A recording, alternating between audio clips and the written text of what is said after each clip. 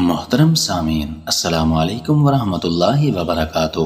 آج کا ہمارا ٹاپک فالج کا خطرہ کس عمر میں دگنا ہو جاتا ہے۔ تو ناظرین، فالج ایک ایسا مرض ہے جس کا علاج اگر بر وقت نہ کروایا جائے تو موت کا خطرہ بہت زیادہ بڑھ جاتا ہے۔ امریکن ہارٹ ایسوسی ایشن AHA نے ایک نئی رپورٹ میں اس جان لیوا بیماری کی علامات پر روشنی ڈالی ہے اور یہ بھی بتایا گیا ہے کہ فالج کا خطرہ کس عمر میں دگنا ہو جاتا ہے۔ جرنل سرکولیشن میں شائع رپورٹ میں دل کی شریانوں سے جڑے امراض بشمول فالج کی علامات کے حوالے سے تازہ ترین تفصیلات بیان کی گئی ہیں۔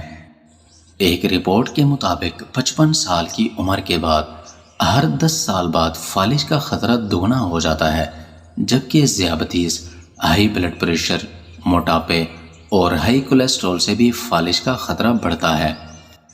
ایک رپورٹ کے مطابق مردوں کے مقابلے میں خواتین میں کم عام علامات کا امکان زیادہ ہو جاتا ہے۔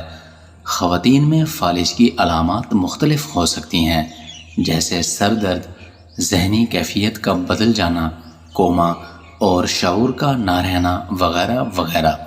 فالج کی عام ترین علامات۔